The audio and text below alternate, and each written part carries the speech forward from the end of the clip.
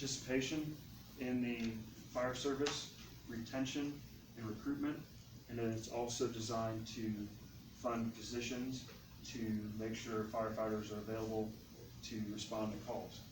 So my plan with that is that we would look at having a person on station, pay a firefighter to be on station during the week, like Monday through Friday, for 10 hours a day.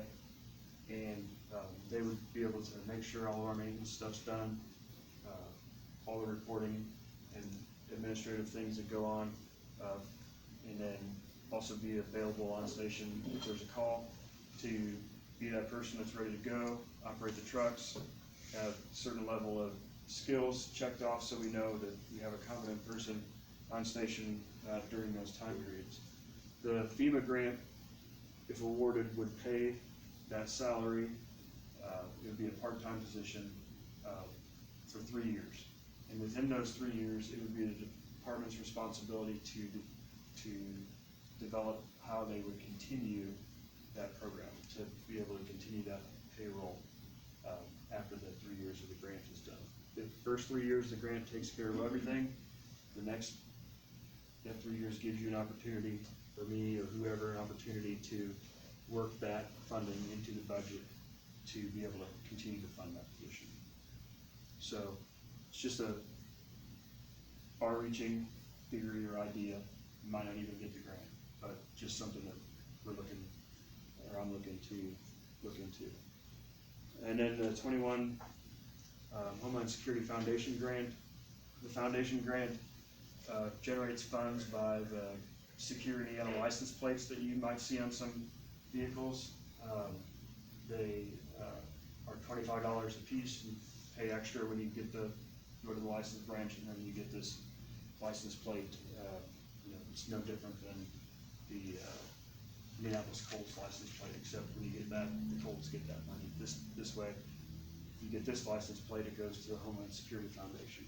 So with the money that they make off those license plates, they offer departments $4,000 grants each year to buy equipment or promote a program. Last year, we were able to buy the 2 defibrillators for our trucks from that grant, and next year I'm looking to buy at least 1, but probably 2 gas detectors to replace the gas detectors that we currently have. So just the foundation grant, there's no match. It's just here, take our money kind of thing if we are awarded that grant. So that's what I have on the budget proposal. I'm not sure if I left things out or if there's questions or concerns, but I would try to answer or address any of them that you might have. Anybody got any questions they want to ask? Now's the time. Does the board want to entertain increasing that 428 fund to cover the cost on or the amount of the loan instead of holding it in the CD? Well, so if I could interject on that one, just, I guess if there's a motion, then. It wasn't a motion. No, I didn't think it was. Okay, so we can't do anything with the CD again until March, February, make a decision, something like that. I'd have to look to see when it comes up again. I just rolled it over from the last We one. don't have a penalty for withdrawal on that one. So some people I've talked to on the loan thing said, I think there was a reason that we had to have a mortgage or have the CD, or, so I don't know if we want to talk to somebody at the bank or somebody who knows why we went that route, or. It's called security. You had nothing to offer them for security. You didn't have a building at that time. So the only thing we had was some fire trucks. It's called security for a loan. So, I think what the minutes say, I look back, it said that they wanted a gentleman's loan. Bishop remembered. okay, The way I understand it, the way it was done, I know you're paying interest on it, but at the end of the term of this loan, they wanted that $400 and some thousand to be there for, I think, aerial, 502, one of the larger purchases was coming up on that timeline at that point. Okay. And When that- you so I wrote the mean, capitals plan, it was a way of just keeping that amount there also. And I think the board wanted some security of knowing they still had money in the bank. Yeah, that's That what way, if we're- everything Okay. went kaput, they still had money. But it was also required by the bank so that we could secure the loan to build the building. Yes. Another comment, Marcia, if you want to say something? Yeah, it was I think it was because, we had a really healthy bank account when we started this fire territory, and we just didn't wanna just buy everything, not have anything left. Yeah, and I'm not Because opposed to, we can't get that money, we can't generate that kind of money anymore, right, Yeah. yeah, I'm not, that's why. I'm not opposed to there being a reason, or, you know, it's just when I was explained to, hey, we keep that in there because we need to make that large purchase, and it's there in case thing were to roll over and we need to get a new one tomorrow. But I was just concerned because I'm not sure what the length of the loan is it 10 years, or I'm not sure. 15-year mortgage, I believe. So, like, we wouldn't be able to touch that for most of it. Well, I'll give you a little food for thought. When your fire territory started out, your trustees brought to the table $1 million. So when you built this building, you took some of that surplus fund and you invested in this building and you purchased you acquired a loan for the balance. Notoriously, if you watch 9 out of 10 families, once they take money out of savings account, even though they have all good intentions in the world of putting it back, they don't. I'm not saying you have to have $1 million in reserves, but I'm saying that everyone that functions on taxpayers' dollars should have a reserve system. So if, let's say worst case scenario, this situation we're in now continues for a long period of time, it's going to continue and your finances are gonna be affected not only this year, but next year, and probably the worst year financially you're predicting is 23. So you want something in reserves to operate on. You don't ever want to be down to bare bones and pension. So it's always something to think about, because with the funds that you generate in tax money at this time, and the money that you anticipate continue to spend, you will never accumulate and put back a reserve system for yourself. Yeah, so I'm not opposed to that plan at all, you know, so like if we were to take that, if we were able to put that into a CD, like, to make sure we save it, and not have to spend the $12,000, you know, I mean, like, if there was that's my only concern, is that we're paying all that interest each year over, you know, if it's even only $10,000 a year, over 15 years, we spend $150,000 on interest when we had that money sitting there. But I completely understand the security net of having that money available to you 15 years down the road as well.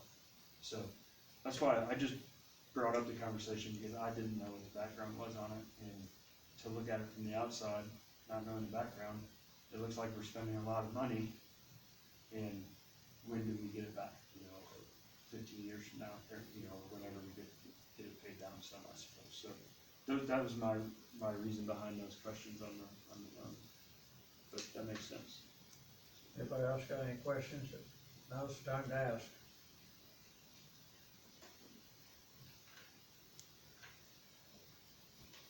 I know there's a lot in this to understand, but still, it's just part of it. Chief, would you, so 429 fund, statutorily, do we have to budget that? Or are you just anticipating the creation of that fund, and then you have to follow the rules that are set out in state statute? Is there one bridges or multiple emergency bridges? So I don't think we had to budget that, because you would not know how many calls you go on. You know, you could go to the Andersons and spend 3 days fighting a fire there, and then it's all billed differently. So you know, one year you might have more payments come in than the next year based on billable runs. But the statute sets what the billing amount must be based on the fire marshal's schedule, and then it sets, you know, what kind of purchases and when. So it's not something that you can budget for. I think it's set up that way in statute to allow for you not to have to include that. We had get to know this tonight? I mean, No. are we having to act on this tonight? Not in my impression. I don't think I thought that the board had the opportunity, like I presented it to the board, and they had the opportunity to review it and I don't think we have. fact check things and have it to the city by next month. Well, Your townships have to, Well, check. what's the date, or what's the timeline? we have to have it fully approved by November first. Yeah, but we don't have to act on it tonight, correct? In years past, I believe we have, doesn't mean we have to tonight. We're gonna have to take some version of it, because we have the city council budget workshops, I believe the second week of August. So we could, I I mean, we think could I have take, an appointment with DLGF the 17th of August.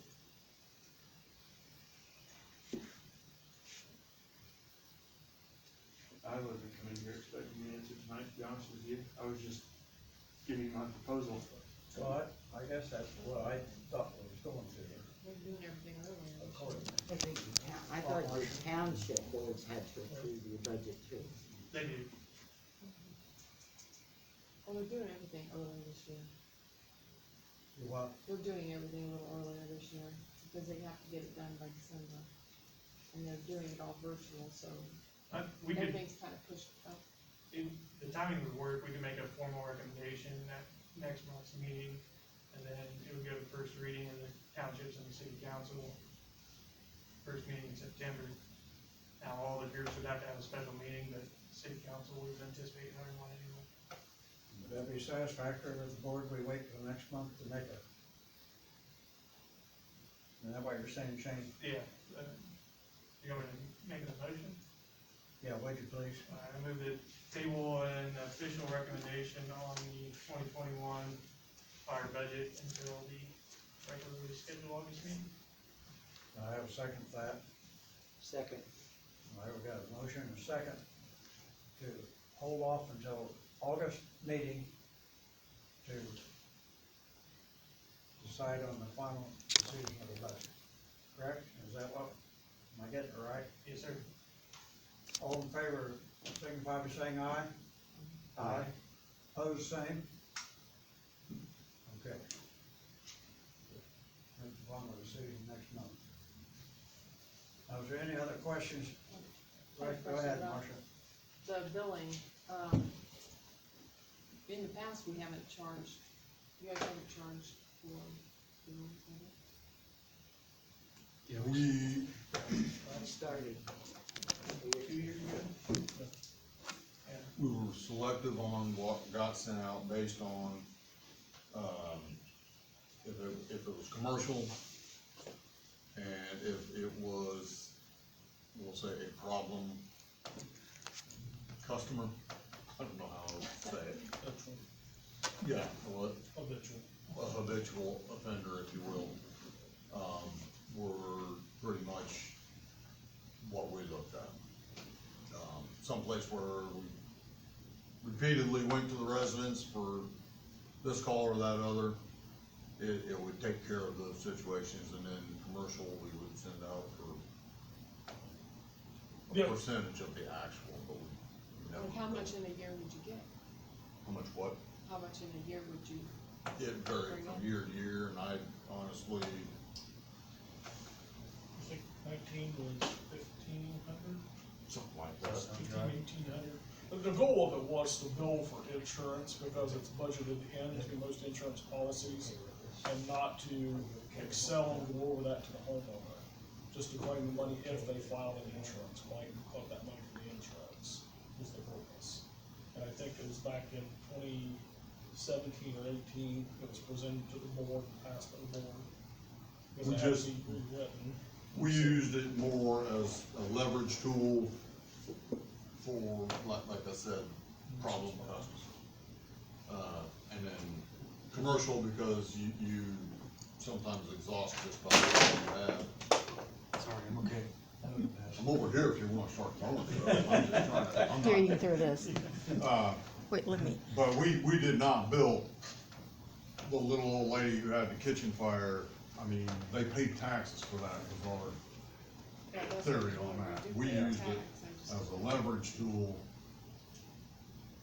when we need it. So how are we determining how we bill now? Are there codes that tells us how we So can bill? we send out bills for vehicle wrecks and fires, and then alarms, which are the three things allowed by statute. So if there's a vehicle crash, we do any type of hazardous material containment or spill mitigation, we bill for. If we do any type of rescue or extrication, we bill, and it's the way the statute's set is it's $250 for fire apparatus and then $150 an hour. So bills add up really quickly, but we write down, when we send a bill, we put how much the billable amount is. So, for instance, the Washington Street fire with all the stuff that went out to all the queues and the trigger in the Woods fire was around just under $4,000. Their insurance has a clause in it that they only pay $1,000 for fire response. So it's up to us to either take their $1,000 and then rebill the owner, which we don't do. We just settle on, hey, your insurance gives us $1,000 and we don't claim the rest of it. If you're in a crash and we respond, we send a bill with a letter that I highlight, forward this bill to your insurance company. If we get a letter back from the insurance company that says they have liability only and we don't pay for that, then we don't send a follow-up bill. So we pretty much take what the insurance companies are willing to pay for our services. So a lot of people, when they discuss fire billing and the fact that the citizens pay taxes for the fire service, the way I explain it is the taxes that you pay get you the fire station and everything in it. It's ready to go. It doesn't necessarily pay for the 1,000 feet of hose that we drug out and the 200 feet of hose that got burned or run over, or the gear that got damaged, or the 5 gallons of foam that cost $150 for that bucket. So the fire billing is designed to recoup those costs for that disposable or that damaged equipment that we have stationed here, from the original tax purchase. So we do send out bills. We have not, that I know of, since they started doing it and since I've been doing it. If we don't get a return or a reply from somebody, we don't send it out anywhere else. Like, it's just, first, I don't really have time to keep sending 3 notices out. Right, so we haven't done any of that, and we settle on whatever the insurance pays. If it's, you go to a house where they've lost everything, they don't have insurance, we just write that off, because what are you gonna get? They don't have anything left, and it's really not fair. So it's more of a way to capture those funds that the insurance policies already have written into their policies. So. Any other questions? Chief? Anything else needs to be brought up at the meeting? I appreciate all questions we asked during the meeting. If you got anything to ask it now. Just don't wait till after the meeting, please. If nothing else, I'll entertain a motion to adjourn. Why look at me? Because you always give it. So moved. Second. Meeting adjourned.